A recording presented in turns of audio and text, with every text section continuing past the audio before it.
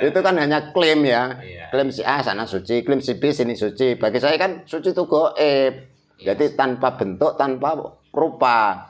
Nah, yang kira-kira mungkin saya gini nggak waras kan.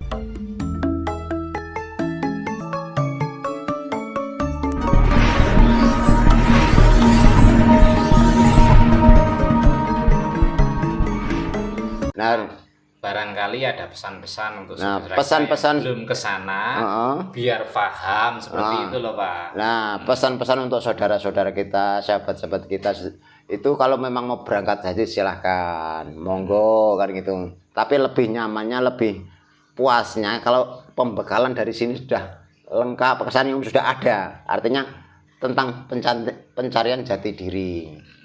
Nah itu, karena yang ke sana itu kan wajib menurut agama, gitu. Ya.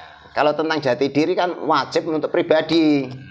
Nah, alangkah baiknya kalau ke sana dia bisa membuktikan, oh iki maksudnya ini toh, maksudnya gini kan gitu. Soalnya kan gini, kalau di masyarakat ini kan saya amati itu sekarang ini marak gitu. Beliau-beliau itu kan pergi umrah ke sana. Dari sana pulang malah hutangnya banyak. Ada yang sakit juga. Lah, seperti itu kalau pendapat Pak Munang sendiri bagaimana? Nah, dari awal dia itu nggak ada pembekalan tentang jati diri itu tadi, Mas. Seandainya dari awal dia itu ada suatu keinginan mencari tahu siapa diriku, siapa Tuhanku, mudah-mudahan dia itu nggak kaget dengan seperti itu. Mungkin itu ya. Mungkin kalau sudah dari sana dipanggil Ji itu ya, entah Sutaji, entah Suparji itu ya. Panggilan haji itu kan tamu, Mas. Iya. Benar toh? Nah, kalau kita sudah di Indonesia, kok sedang dipanggil Pak Haji, berarti kitanya ini kurang apa ya? Kurang nalar lah kasarannya ngomong menurut saya. Tapi makanya saya juga kurang pas dipanggil Pak Haji. Oh, saya di rumah saya sendiri, di kampung saya sendiri, di negara saya sendiri, kok dipanggil Pak Haji kan gitu. Iya. Memangnya saya tamunya siapa kan gitu. Ini menurut saya.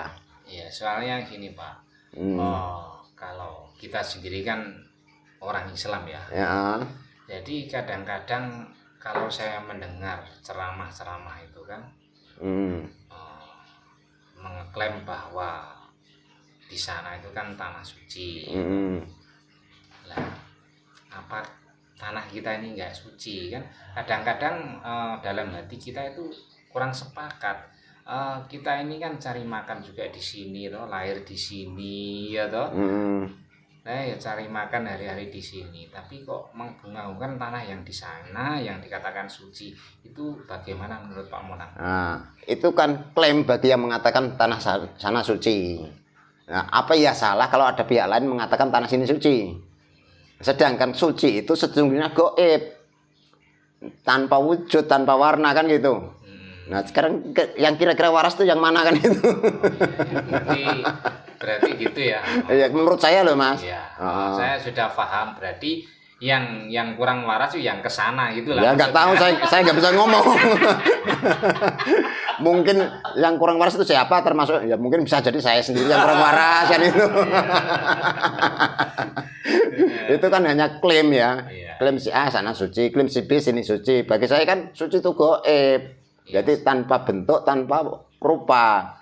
Nah, yang kira-kira mungkin saya gini nggak waras kan gitu Don.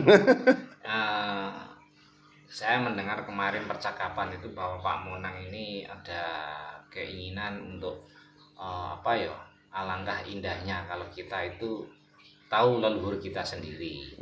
Kan seperti itu. Jadi selama ini kan ya diagung-agungkan di masyarakat kita ini kan leluhur orang lain. Leluhur orang lain termasuk leluhur orang-orang sana ya toh. Nah, sedangkan leluhur kita sendiri tidak pernah disebut, termasuk pahlawan-pahlawan yang telah gugur mendahului kita.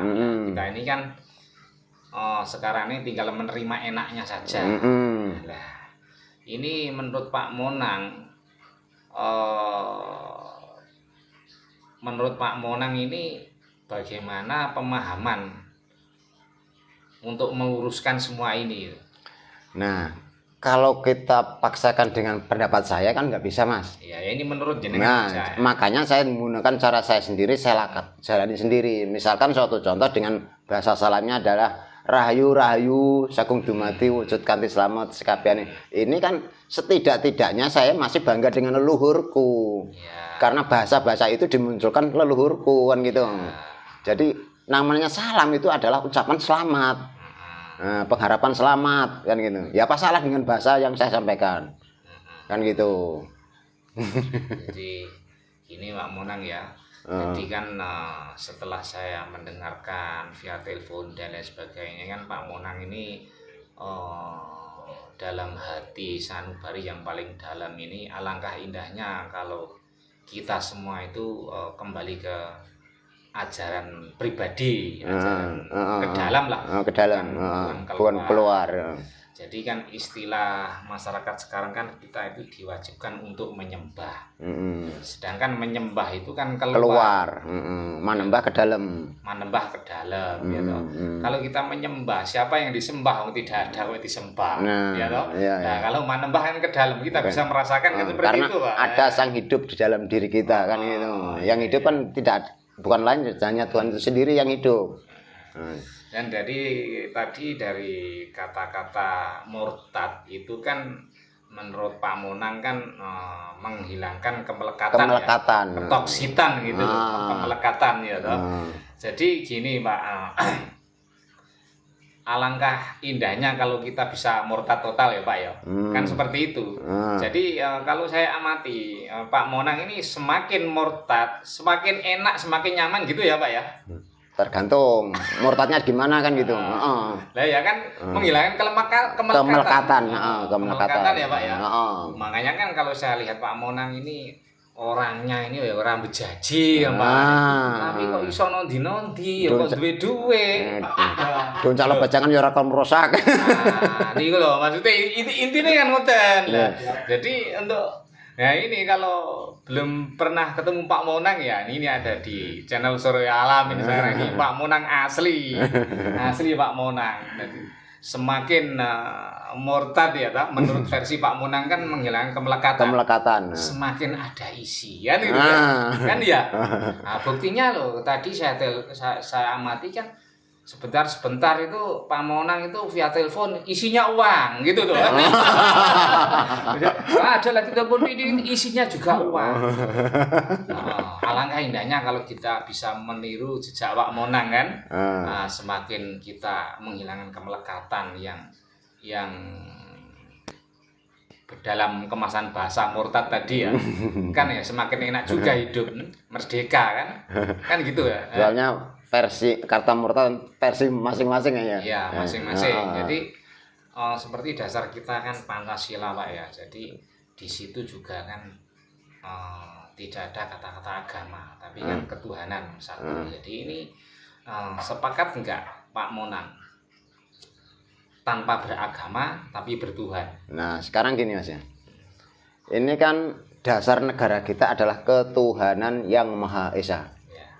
Negara saja memakai ketuhanan yang Maha Esa sebagai dasar. Itu secara geografis ya. Apa salah kalau ketuhanan yang Maha Esa kita jadikan dasar pribadi kita? Nah, itu artinya jika orang sudah bertuhan, negara itu malah tentrem ayem damai. Karena apa? Tidak ada kebencian. Nah, tidak ada ibaratnya berebut nasib. Berebut nasab untuk merubah nasib gitu. Jadi kalau berebut nasab, saya nasabnya si A si B, nanti nasibnya bisa bagus ya, mendatangkan uang kan seperti itu. Bolak-balik tetap duit ya Pak ya. Seperti itu kan. Jadi gini Mas ya. Orang yang sudah bertuhan itu tidak terjebak dalam komunitas apapun. Tidak terkotak-kotak. Nah, seandainya ini kelompok ini enggak terjebak. Kita posisi netral gitu nah. Nah, kata netral bukan AB. Ya, artinya bukan AB masuk bodoh enggak. Kita tetap peduli kalau memang dibutuhkan kan gitu. Iya, iya. Nah, artinya netral kita nggak mau nyalah-nyalahkan dan tidak mau benar-benarkan. Jadi kita ayak saja ya Pak ya. Oh, Kita saring aja. oh. Mana yang bagus kita pakai, yang nggak bagus dibuang aja ke laut ya. Ke laut aja biar Soalnya hilang. repot juga loh Mas pendapat saya ini. Dibilang bagus dan tidak bagus, kita masih terjebak dualitas. Repot juga. Nah, prinsip saya ini terbebas dari dualitas tuh nah. Jadi nggak berpijak salah dan benar, tidak berpijak bagus. Semua bagi saya itu semuanya tuh manfaat. Tapi gini ya Pak ya. Memang semua itu manfaat Pak. Tapi ya seperti Pak Monang ini kalau saya amati, kalau saya dengar-dengar orang sana cerita tentang Pak Monang ini kan, Pak Monang itu di daerah Pak Monang saya di Sumatera Pak ya. Ya, Itu kan tokoh juga. itu yang menilai begitu juga sah-sah saja. Ya, jadi gini Pak Monang. Tokoh apa tergantung kan tokoh itu banyak Mas. Tokoh ngutang juga bisa. Ya mungkin Pak Monang termasuk satu-satunya orang di sana tokoh murtad. Sudah saya katakan dari awal, kata murtad, syirik, musyrik yang ditujukan kepada saya itu anugerah. Karena apa? Saya menyikapi semua kata itu adalah kebaikan ya, monggo kan itu. Jadi ya, mungkin tokoh itu Pak, sebab kan tidak ada. Mungkin se-Indonesia ini tidak ada tokoh yang seperti Pak Monang ya. Mungkin. Soalnya tokohnya kan seperti itu, tidak ada. Ini Pak Monang ini tokohnya. Soalnya begini, saya pernah suatu ketika ngalami sama temen. Nah, temen saya ini kan lagi berjalan simpangan dengan seorang tokoh. Bahasanya apa? Dancuk Pak, gitu. Nah, bagi yang mendengarkan itu dianggap baik, nggih. Padahal kan kata dancuk kan kurang pantas ya. Nah, begitu juga dengan saya penilaian nggak baik. Kalau saya menganggap baik, dia jadi baik, Mas. Gitu. Tadi kan sempat Pak Monang itu menyebut guru sejati ya Pak.